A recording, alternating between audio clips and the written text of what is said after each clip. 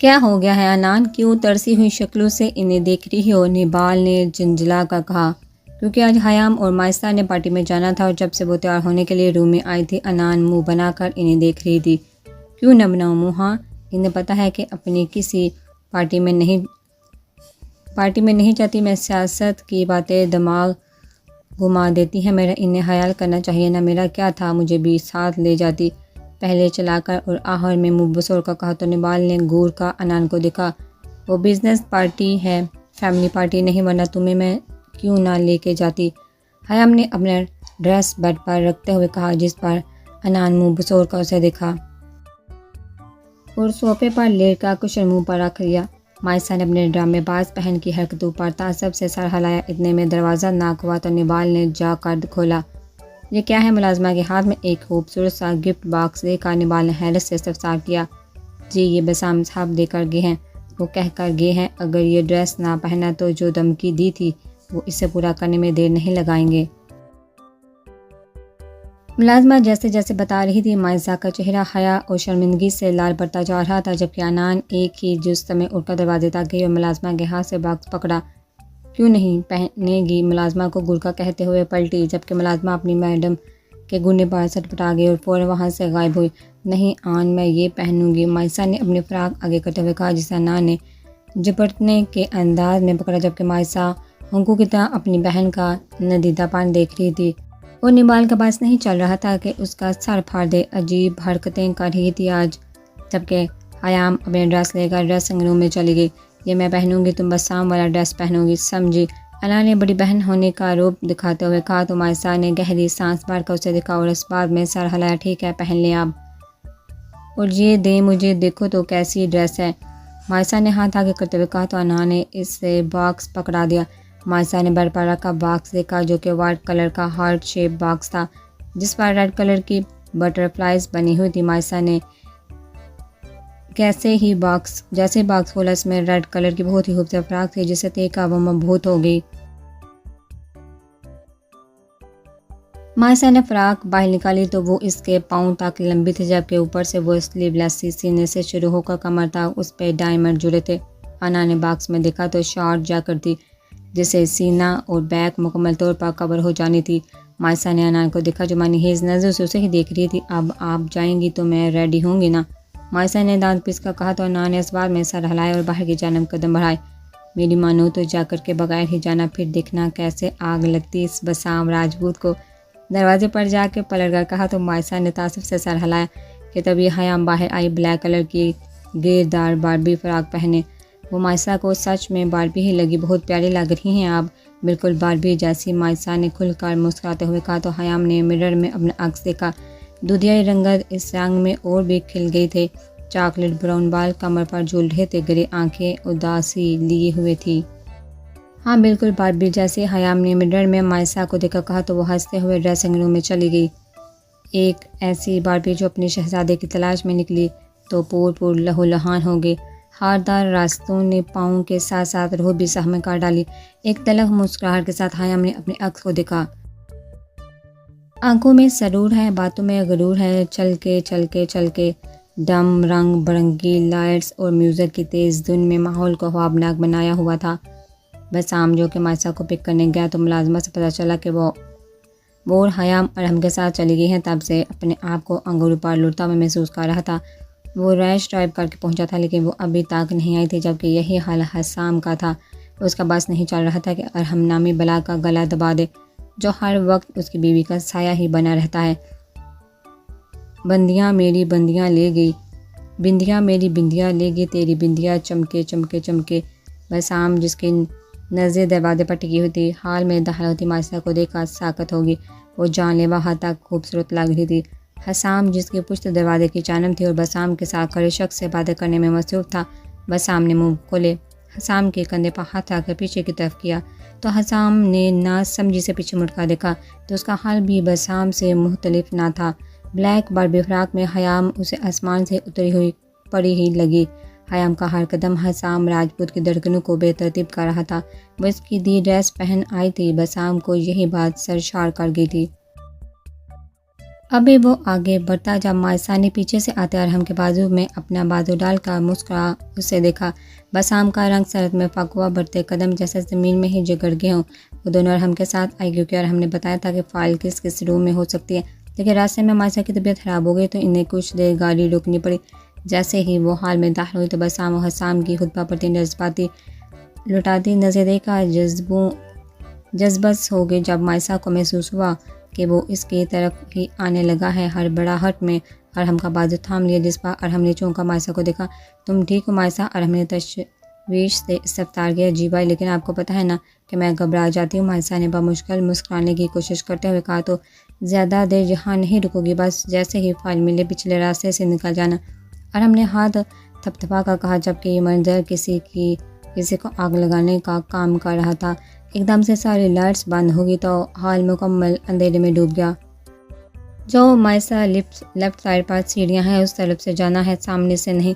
ارحم نے جھک کر سرگوشی کی تو مائسا نے ہمت کر کے قدم آگے بڑھائے کہ تبھی سپاٹ لائٹ آن ہوئی اور سیڑھیوں سے کیسر حیات مغرور آنا چال چلتا ہوا نیچے آ رہا تھا، ایک ہاتھ میں شراب کا گلاس جبکہ دوسرے ہاتھ اپنی گرل فرینڈ کی کمر میں تھا۔ سب لوگ اس کی جانب متوجہ ہو چکے تھے۔ بسام نے سپاٹ لائٹ کی روشنی میں مائسا کو ڈھونڈنا چاہا مگر وہ اسے کہیں نہ دکھی۔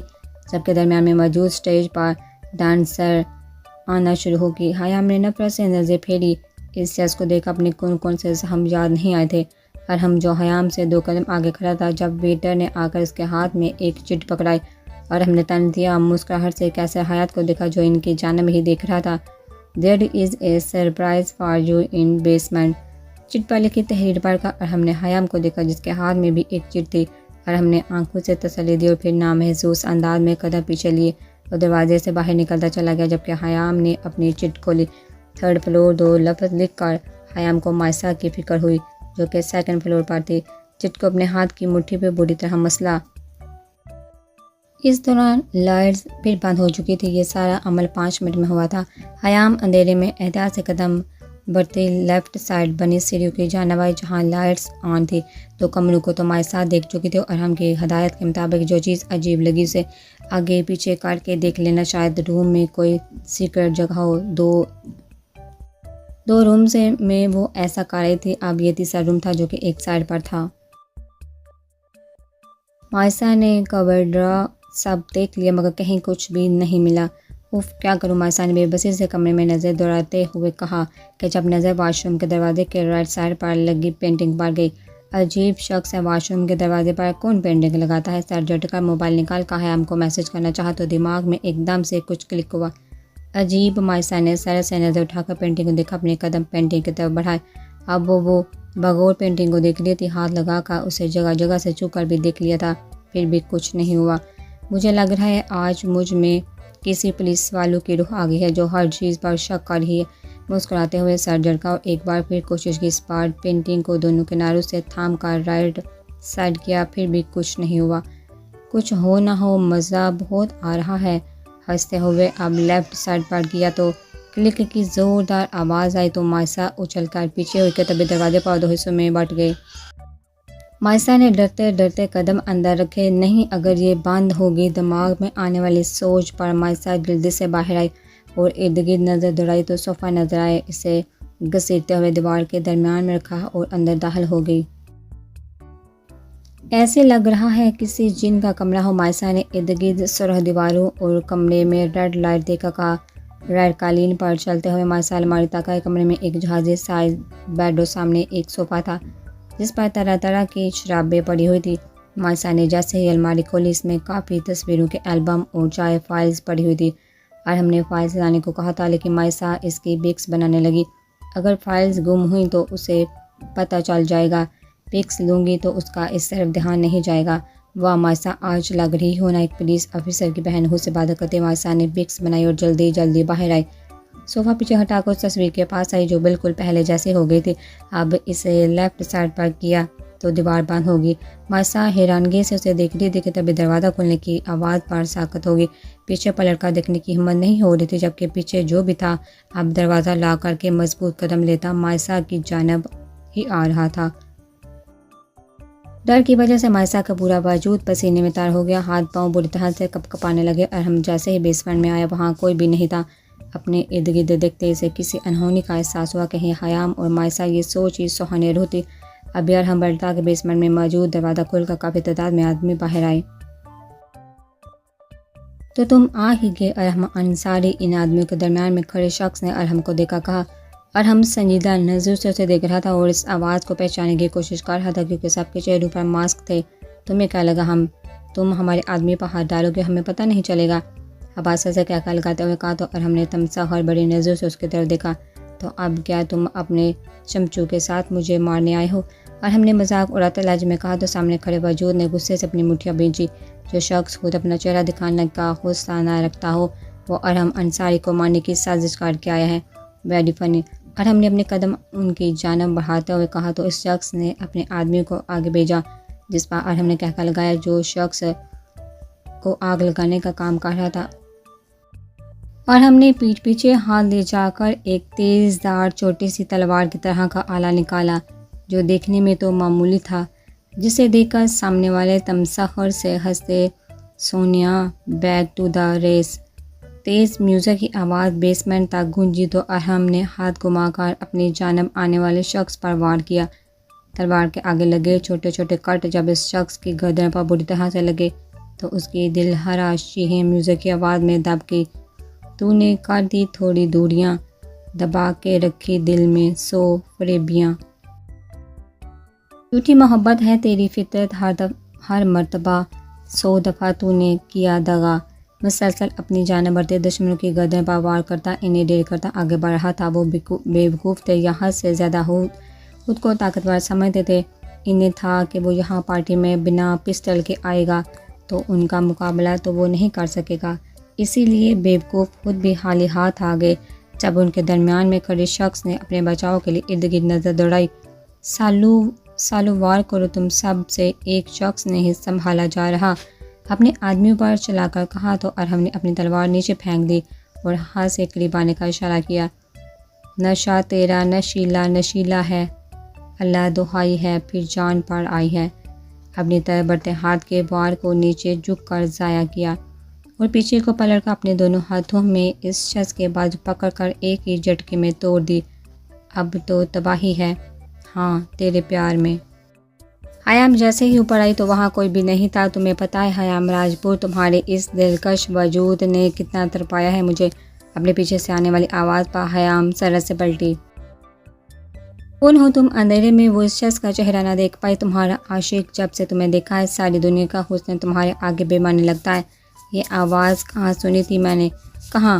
حیام نے بری طرح اپنے لب کچلتے اس آواز کو پہچاننے کی کوشش کی۔ سامنے کھڑے شخص کو بھی اندازہ ہو گیا کہ حیام اس کی آواز پہچاننے کی کوشش کر رہی ہے، اس لیے اپنی آواز ذرا باری کرنے کی کوشش کی۔ آج تمہاری ایک خوبصورت وجود پر اپنی چھاپ چھوڑنے سے مجھے کوئی بھی نہیں روک سکتا۔ آج تو تمہیں اپنا بنا کر رہوں گا۔ اپنے قدم حیام کی جانب بڑھاتے ہوئے کہا۔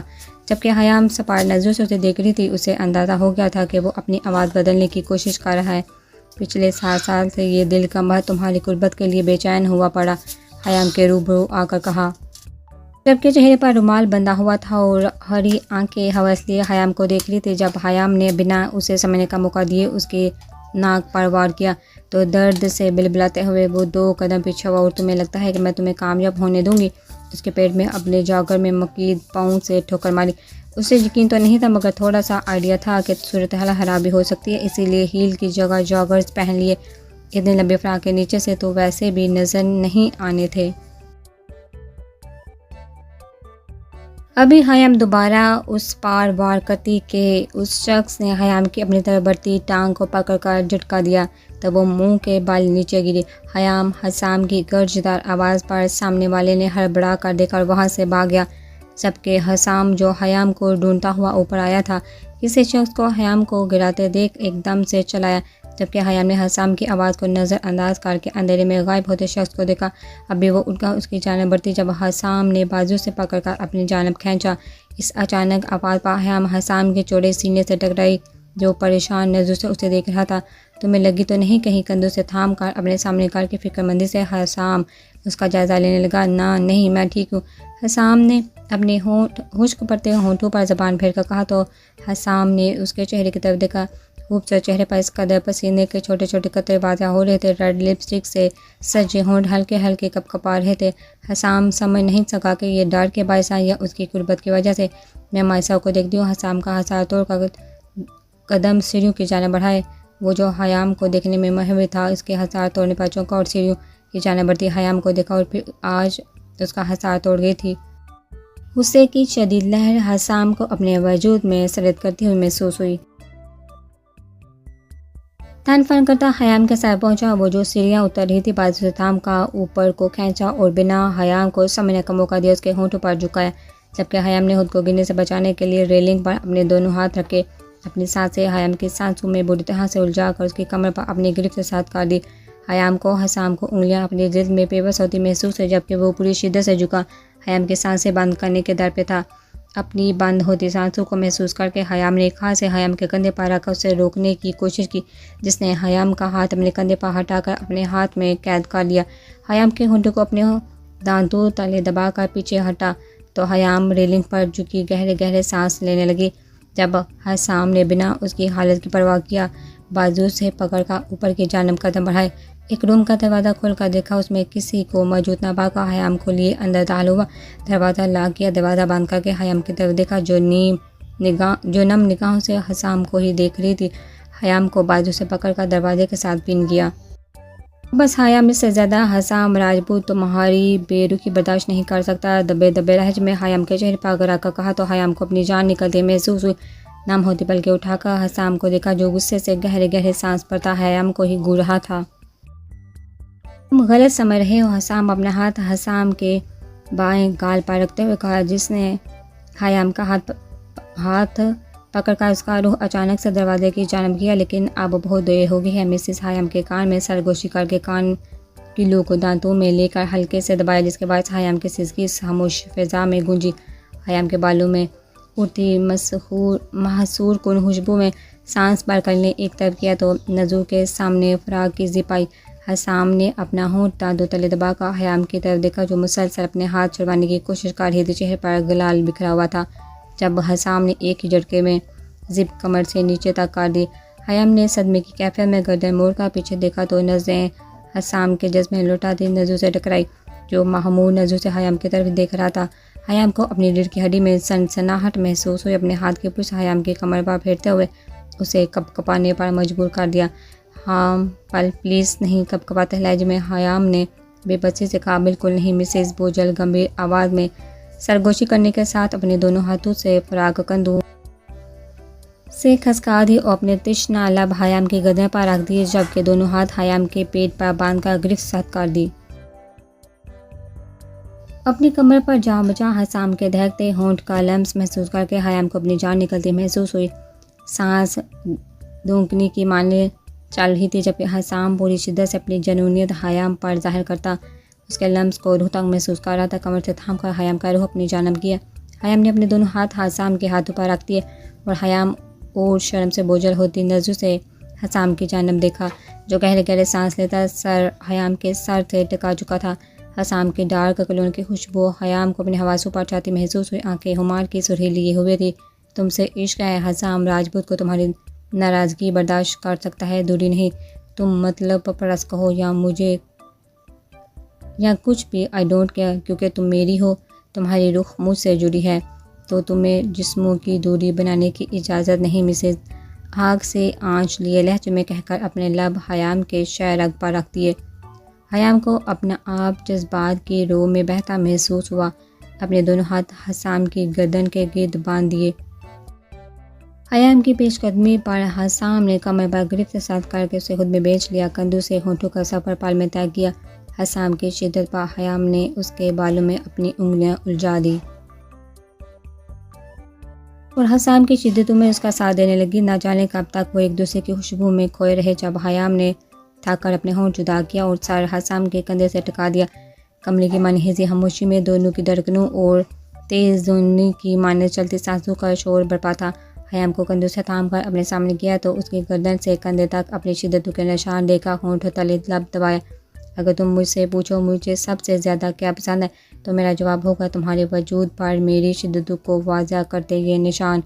شدت بڑے لہجے میں کہتا، خیام کو کپ کپانے پر مجبور کر کے اپنے ہاتھ پیچھے لے جا کر زبان کرتے ہوئے مسلسل خیام کے خوبصورت چہرے کو اپنی نظروں کے حصار میں رکھا۔ یہ تو آغاز شدت ہے مسز، دیکھے آگے آگے ہوتا ہے کیا؟ شوخ لہجے میں کہا تو خیام نے حب کی بڑی نظروں سے خیام کو دیکھا، مگر زیادہ دیر ان جذبے لوٹاتے نظروں میں دیکھا نہ گیا تو سرت سے پلکیں جھکا لی، چہرے کی لالی میں پل میں اضافہ ہوا۔ حسام نے اس منظر کو مسکراتی نظروں سے اپنے دل میں اتارا۔ فاتن جو رضوان صاحب سے ملنے آیا تھا تو سامنے سے سج کر سیڑھیاں اترتی عنان پر نظر پڑی تو فاتن کو ہر شے ساکت ہوتی محسوس ہوئی۔ جبکہ فاتن کو اپنے سامنے دیکھا عنان کے دل میں ایک بیٹ مس کی۔ فاتن کو نظر انداز کرنے کی کوشش کرتے ہوئے اپنی مغرورانہ چال چلتی آخری سٹیپ سے 2 قدم پیچھے رک گئی، جبکہ فاتن ایک ٹرانس کی کیفیت میں اس کی جانب بڑھتا جا رہا تھا۔ سیڑھیوں کے قریب کا بغور عنان کا جائزہ لیا جو لائٹ پہ پیچ کلر کی باربی فراق میں لائٹ میک اپ کی اس کے حواسوں پر چھا رہی تھی۔ یہاں کیا کر رہے ہو تم؟ عنان نے آنکھیں چھوٹی کر کے دونوں ہاتھ کمر پر باندھ کر فاتن سے کہا تو وہ ہڑبڑا کر ہوش میں آیا۔ کیا مطلب؟ میرے چاچو کا گھر ہے، فاتن نے دانت پیس کا عنان کو گھورتے ہوئے جواب دیا۔ میرے چھوڑو تم یہ اتنا سج دج کا آدھی رات کو کہاں جا رہی ہو؟ عنان کی منموہنی صورت کو آنکھوں کے ذریعے دل میں اتارتے ہوئے سخت لہجے میں استفسار کیا۔ جب عنان نے اپنے دونوں ہاتھ فضا میں بلند کر کے فاتن پر خود کو گرایا، وہ جو عنان کے ہاتھ فضا میں پھیلانے پر حیران ہوا تھا اسے خود پر گرتے دیکھ گڑبڑا گیا اور جلدی سے اسے تھام کر ریلنگ پر اپنا ہاتھ جمایا، ورنہ دونوں زمین بوس ہو جاتے۔ کہ عنان اب آنکھیں بڑبڑاتے ہوئے معصومیت سے اسے دیکھ رہی تھی، اپنے دونوں ہاتھ فاتن کے گردن کے گرد باندھ دیے، جبکہ فاتن دھڑکتے دل کے ساتھ اپنی بیوی کو گھور کر دیکھ رہا تھا۔ بچپنا ہے آن، اگر گر جاتی، فاتن نے دانت پیس کا کہا تو عنان نے اپنا چہرہ آگے کر کے فاتن کے کندھے پر زور سے اپنے دانت کاٹ دیے۔ تکلیف سے فاتن نے اپنے جبڑے بینچ کا عنان کو دیکھا جو شاید اس کا گوشت نکالنے کے چکر میں تھی۔ وہ ایکچولی میری کولیگ نے پارٹی رکھی ہے تو بس وہی جا رہی ہوں۔